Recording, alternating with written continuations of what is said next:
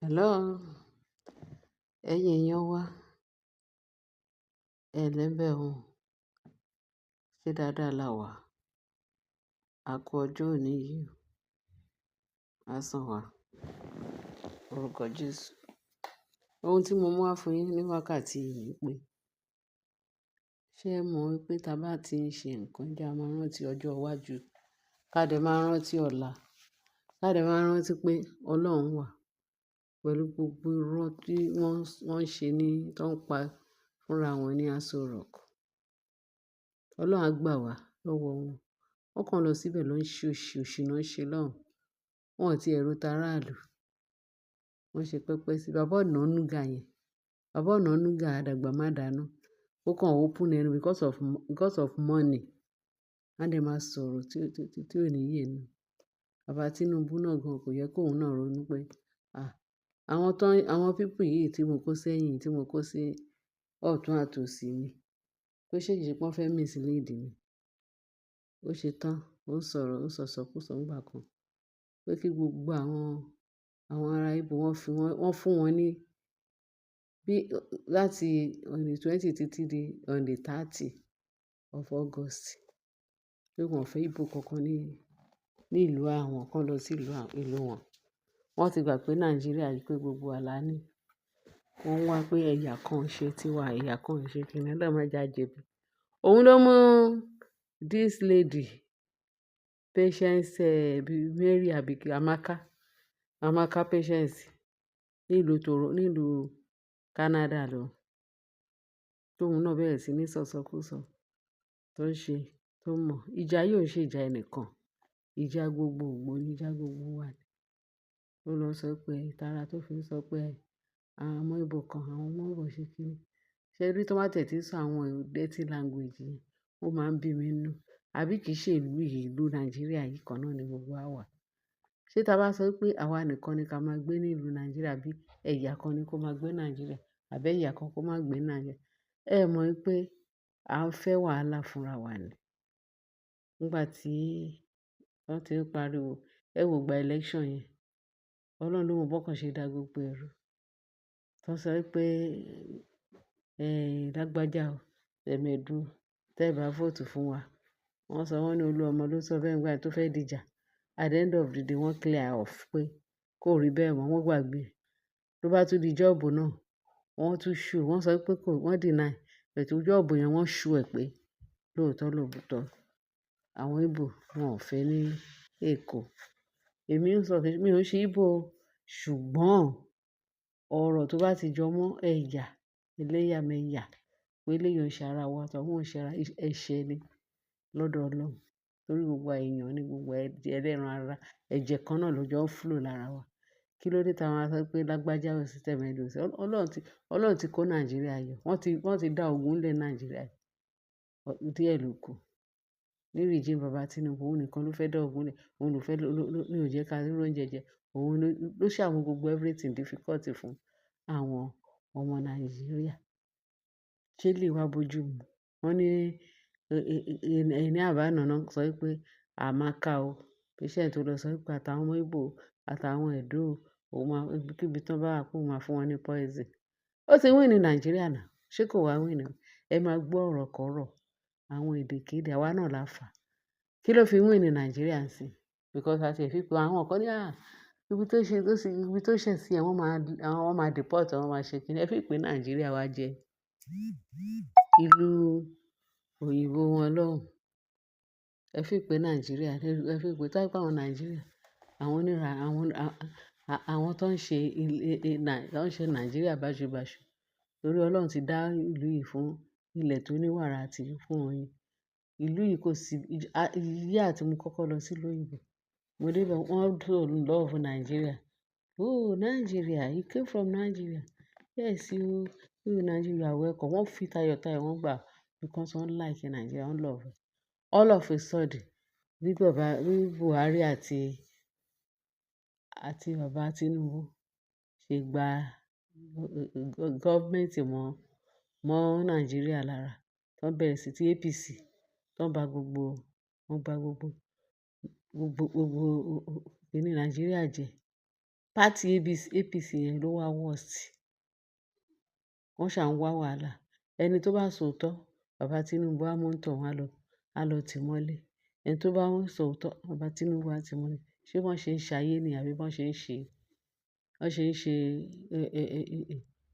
president ni àbí bọ́n ṣe ń ṣe ipò tó wà nílùú wa tó jẹ́ pé kò sí ni. Kò sí bí Nàìjíríà tó jẹ́ pé ó dùn lóní rẹpẹtẹ. Tó jẹ́ pé Nàìjíríà tó jẹ́ pé wọ́n ń bẹ́rí fún Nàìjíríà ni. Pé Nàìjíríà kò sí country tó máa sọ pé it's a giant of Africa. Wọ́n so love Nàìjíríà ní bàbá Tinubu àti Buhari wá bàjẹ́. Wọ́n láwọn ṣe APC. Ó nìyẹn sì jẹ́ àti tún disgrace ara wa báyìí Nàìjíríà. Wọ́n ti disgrace Nàìjíríà káwọn òyìnbó sọ pé kọ́ lọ settle, go and meet your government and settle it amicably. Ẹ rí pé àwọn òyìnbó ò dá sí. Ǹjẹ́ ìtìjú kọ́ nìyẹn? Ibi tí bàbá Tinubu àtọ̀nànúgà kan tó fẹ́ fi ba Nàìjíríà yìí. Bàbá Tinubu, bàbá ọ̀nànúgà yìí ló fa gbogbo rádaràda yìí. Ìbò sọ pé kí gbogbo wọn máa lọ. Kí ló tàn wá lọ? Ogun kọ́ ló fẹ́ bẹ́lẹ̀. Kí ló tí ò lọ fokùn so wọn pé sí wọn lọ́rùn pé gbogbo ẹ̀yin ọmọ Ìgbò ẹ wá máa lọ tọ́ra ti sọ fún yín pé ending of August pé àwọn fún wọn láti 26 ending of August. Gbogbo wọn gbà bẹ́ẹ̀ ni gbogbo wọn gbà wèrè ẹ̀ wọ́n bẹ̀rẹ̀ sí ní sọ. Kí eléyìí ti Canada woman Patience kí ló ń jẹ́ Patience Amaka. Bí ìyẹn náà ṣe wá sọ pé tóun náà gbé tẹ̀ wọ́n ní kò lè sọ bẹ́ẹ̀. Kò lè ṣe báwo ló ṣe fẹ́ sọ bẹ́ẹ̀ báwo ní. Ṣé bá ti dúró rí tó bá pé Nàìjíríà yìí woman yẹn máa ṣẹ̀ o. Bàbá Tinubu á ti gbé. Ẹsẹ̀ gbọ́ ẹ rí pé àwọn Yorùbá àwọn ìlú òyìnbó gọ́ọ̀mẹ̀ntì wọ́n rò pé gọ́ọ̀mẹ̀ntì rádaràda tá à ń ṣe ní Nàìjíríà yìí wọ́n rò pé wọ́n. Àwọn òyìnbó ní kí woman yẹn máa lọ ní. Wọ́n ti ẹ̀ ti mọ́lé wọ́n kàn explain.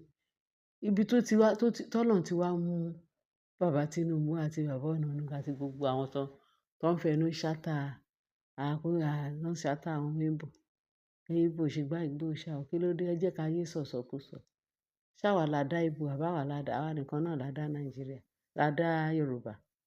Ẹ̀yà Nàìjíríà kan náà ni gbogbo wa. Kí ló wá le tó báyìí? Ó nìyẹn sì jẹ́ ká tó ti disgrace for another second and third time. Wọ́n ní ká máa lọ pé wọ́n ní kí woman yẹn máa lọ. Kó máa lọ kí gọ́ọ̀mẹ̀ntì Nàìjíríà you people go and settle yourself in Nigeria. Go and settle yourself with your government. Woman yẹn wọ́n free ẹ̀. Ṣé ẹ mọ̀ pé woman yẹn citizen? Ẹ fi pé torí pé ó ti jẹ́ èèyàn dúdú kì í ṣara wọn.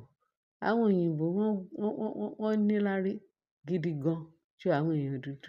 Ẹ wo bọ́n ṣe sọ. Wọ́n ti mọ̀ pé Nàìjíríà they always disgrace themselves every time. Nàìjíríà yìí. Nígbà orúkọ Nàìjíríà ti bàjẹ́ láti ilẹ̀. Ó ti bàjẹ́ bàbá Tinubu jẹ́ ká ní ìyí mọ́ Nàìjíríà. Wọ́n sọ pé àwọn ń ṣe party. Ṣèbí ìgbà tó sọ pé wọ́n ní àwọn kan ní wọ́n ti bàjẹ́ kan. Nígbà tẹ́rí wọ́n bàjẹ́ ṣe bí bàbá Tinubu mọ̀ pé gbèsè wà nílẹ̀ ní Nàìjíríà. Kí ló dé tóun náà lọ bẹ̀ with force? So ó ní reason ó dẹ̀ ní mission. Ó débẹ̀ náà. Ó túbọ̀ bàjẹ́ sí i. Tó àtẹ̀ ẹ́ pé ó ti ẹ̀ débẹ̀ ó ní ó máa tún ṣe. Wọ́n á mọ̀ pé ó ti ẹ̀ gbìyànjú. Ìjọ tó kọ́kọ́ tó bẹ̀rẹ̀ gọ́ọ̀mẹ̀ntì. Bó ṣe sú ẹ̀yìn báyìí ló bẹ̀rẹ̀ sí ní sọ kátikàti lórí stage pé òun máa ń ṣe subsidy àbí kankan náà tó lè ba gbogbo owó epo láti gbà instead kí ewé àgbọn kó rọ̀ níṣe ló ń le koko sí everyday ni wọ́n fowó kó owó epo. Ta ló máa ta sí ẹ̀ ní 1,000 kí ẹnìkan wá sọ pé nǹkan 1,000 ó tẹ epo ní 1,000 àwọn tó wọ́n máa inflate tiwọn náà náà everybody máa inflate ẹ̀ nígbà tó bá ti fi owó ra tí petrol wọ́n tó fi owó mọ́tò jẹ́ kí ó ti gba gbogbo èrè táwọn ẹni ẹlẹ́ni fẹ́ jẹ wọ́n ṣe ní inflate tiwọn wọ́n ṣe ní inflate bàbá Tinubu ló kọ̀ sí gbogbo so olúkàlù wọ́n ní kó reduce owó epo olóhùn reduce gbogbo wàhálà politics protest tó ń ṣe bàbá yẹn ní ńlá tí wọ́n nìyẹn kó òun fi fowó ó mọ̀ọ́mọ̀ lọ síbẹ̀ kó fi ṣèkà fún Nàìjíríà ẹ̀ tí wọ́n sàn lè mọ̀ amákánsìn ǹjẹ́ wọ́n ti ní kó padà sílé ẹ̀ pé kò sọ̀rọ̀ so bàbá Tinubu kẹ́ tètè mọ wọn ara yín kẹ́ má yẹ kó máa bú bàbá Ọ̀nànúgà ń sìn nǹkan tó ìka tí gbogbo wọn ń ṣe because wọ́n ti jẹ ó ti sú wọn. Wọ́n wá ń tan bàbá Tinubu. Tí bàbá Tinubu dẹ̀ yára ẹ̀ ní ọpọlọ, kò dẹ̀ yára ẹ̀ brain. Wọ́n ń ti gbọ̀ngbọ̀ngbọ̀n. Òun náà ń bá wọn, òun náà ń bá wọn ṣe, òun náà ń tirẹ̀. Tí ó dẹ̀ yẹ kó rí bẹ́ẹ̀. Ẹ̀yin èèyàn wa, nǹkan tí èmi kàn fẹ́ kí gbogbo wa mọ̀ ni pé wọ́n ti free lady, wọ́n ò tí ẹ mú ní wákàtí kan. Wọ́n ò tí ẹ tì í mọ́lé. Wọ́n kàn lọ interrogate ẹ̀. Ó dẹ̀ mú gbogbo evidence. Ó ní àwọn Igbo ṣe báyìí, àwọn Yorùbá ṣe báyìí, àwọn Igbo ṣe báyìí, àwọn Yorùbá ṣe báyìí. At the end of the gbogbo wọn ṣe dá ìbò rú ní 2023. Wọ́n dàrú. Evidence yẹn ó show. Ibi tí wọ́n sọ pé ìyá Chukwudi, tí MC Olúọmọ tó sọ pé ìyá Chukwudi pé tẹ́ bá vote fún wa pé gbogbo yín pátá ẹ̀yin ọmọ Igbo kó wọn àṣìṣe yìí. Gbogbo evidence pátápátá ni wọ́n rí. Gbogbo ìbàjẹ́ tó ń ṣe láti 2023 yẹn. Òun ni evidence tí woman yẹn kó fún gbogbo wọn. Wọ́n ní so àwọn táwọn tó mọ̀ gbogbo wọn náà mọ̀. Ó show gbogbo ẹ̀ fún wọn. Wọ́n ṣe ní o. Ṣé nǹkan tó wọ́n wá sọ ẹ̀yin kọ́ gbà tẹ̀ ń sọ pé tẹ̀ ń kọ́kọ́ wá tẹ̀ ń kọ́kọ́ wá jà, ẹ wá àwọn Igbo ń jà. Ẹ wá ní káwọn náà kàn dákẹ́ kàn máa wò. So ẹ jẹ́ ká ṣọ́ra ṣe. Guys, ẹni kan kan lè tán ní pé olúkálùkù mọ̀ wọn rẹ̀ ká mọ̀ nǹkan tó máa jáde lẹ́nu. Ẹ tún wo another disgrace tá tún gbà. Kí nìyẹn fẹ́ kí bo nìyẹn tún kí la tún fẹ́ mú jáde nínú yẹn? Ẹbí àbùkù náà ni. Ọlọ́run má jẹ́ ká kàbùkù. Bàbá Tinubu kàn fàbùkù kan Nàìjíríà. Thank God ó ṣé o. Ẹ̀yin èèyàn wa. Ẹ ṣé tẹ́tí sí wa o. Ẹ jọ̀ọ́ kẹ́ bá wa share, kẹ́ dẹ̀ bá wa subscribe, kẹ́ like. Praise God. Hallelujah. Ẹ ṣé tẹ́tí sí wa.